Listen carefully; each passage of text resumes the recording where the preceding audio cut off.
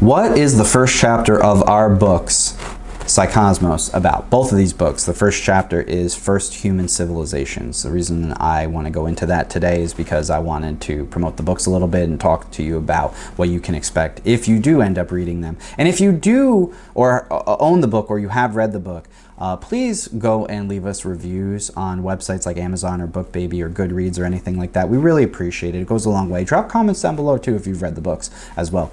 My name is Coach Matt. I am a Master Certified Spiritual Life Coach, and I make content revolving around the esoteric, and I am a life coach that helps other people become the best version of themselves. So our books are really about the fundamental understanding of tradition versus progressivism in modern day society, looking at history and spirituality as the main focal points of how we've evolved as a species and where we're going. Fortunately, we're going to be going in a positive direction because we have people like us and like all of you loving people who are really interested in learning how to better yourselves and be the best version of yourself. But the way that we have to go about understanding ourselves as a species is first honing in on things like the first human civilizations. These people lived in tandem with nature. They saw the way that they lived through things like relationships, through things like mother and fatherhood, through the children that they would observe and the animals that they would observe, the plants, the way that all of nature functioned.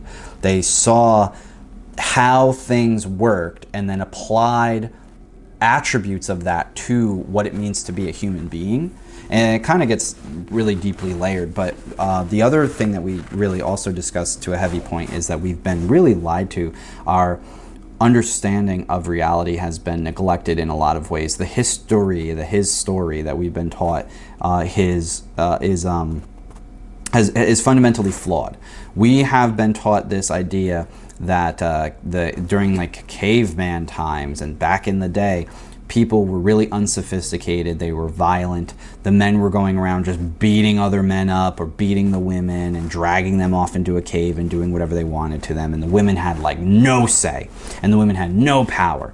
And all of these things are completely untrue, and they go against all of the records that we have on humanity. Now, it is true that that was happening and it still happens today, however, but it's not the way that the vast majority of cultures worked, especially the higher elevated cultures, the cultures that were doing more things all throughout history.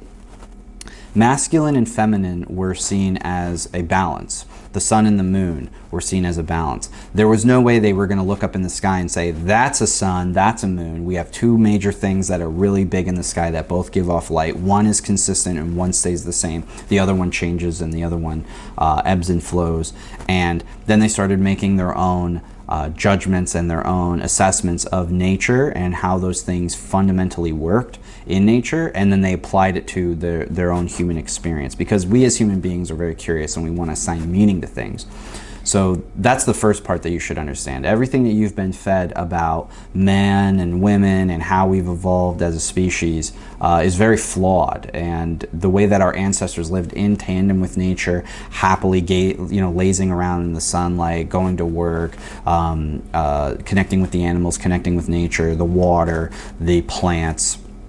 The women were really big into things like herbology and healing. The men were really big into things like creating and establishing society and culture and building barriers and fences to keep other men who, mainly men, but sometimes women too. I mean, a great example would be the Bacchic rites. You could go and do research on this, but there were moments in time where women would come in and they would basically be like home wreckers to a certain extent, and they would ruin cultures, they would ruin societies that were already being established. So they didn't want the men or the women that were foreign coming in and kind of ruining their societies and cultures that were prospering. This is why you had so many different, like if you take a fundamental look at Native American history, great example. Beautiful people that lived in tandem with nature, but there were also Native American tribes that were, to say the least, for lack of a better word, quite savage. And they would go around slaughtering and killing others for almost no reason. But there always has to be a balance to this. Always. There always has to be a balance to this. No matter what country, you're going to find that there were groups of people of similar race, of similar cultural background that split off, and one group would try to prosper and lean towards the positive side of life. But in that balance, there will be other groups that try to lean towards the negative side of life. The negative existed without them really realizing it. These people were drunks, these people were abusive. These were the cavemen that were going around beating up people, beating up women, and doing horrible things and enslaving other people and what have you. That group, in any culture, in any race, it's every single one. Every single, you will never find one that doesn't have that group of people in your culture, in your group. They exist to push the good and to act as an example. Of course, that's subconscious. They don't realize that. They're kind of dumb. They often are way less intelligent, and they operate in a very savage way.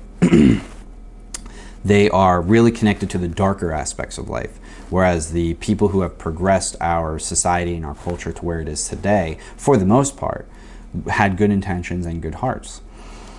It's a little complex, really, at the end of the day, but the good exists as well to push the bad to rebel in order to push the good into a higher status. It's really the way it should work. Now, where have we come today? It's completely flipped. The good are starting to propagate as the majority, and that is because the people who are in charge are bad, because the bad eventually overtook the good in a lot of ways historically that we get into in detail in our book, especially in the last 250 years. However, with that being said, the balance does have to equate. So there will come a time where, when the good people eventually overtake these negative elite overlords, as a lot of people purport today, there will be an energy shift. If the good are the ones in charge, the bad, the rebels, the negative side, the Sodom and Gomorrah, that will eventually flourish, and then the energy shift will occur again, because this is a yin-yang. We live in a dual existence, and there's no way that it won't. However, it's fun to know that we're living in very exciting times where the good are really in the mass majority, and the majority of the people that you meet are going to be good-hearted. They are going to have positive intentions, even if they're miserable, even if their lives, they could be, NPCs, non-player characters, unconscious, walking around, inundated in the Meissner effect of quantum physics, and just not applying their lives to anything potential or important or anything like that. But the majority of people that you meet are probably going to be good-hearted, and that wasn't always the case. Back in the days when you had good people like the founding fathers of America, who were trying to lead the charge in a free world, even with some of the bad things that people give them credit for in history, the vast majority of what they stood for was good. If you go and you do research of what most people were like back in those days, they were relatively okay, but a lot of people, they weren't like saying hi to strangers. They would stay away from people. There was a lack of trust established. There were people going in the dead of night to go like rob other people and kill other people, or try to steal other people's wives away from them, and weird shit like that. So the point is, when you study human history, you find that it is a roller coaster. It is a wave like all other things. There are ups and downs, and we are hopefully at the bottom coming up.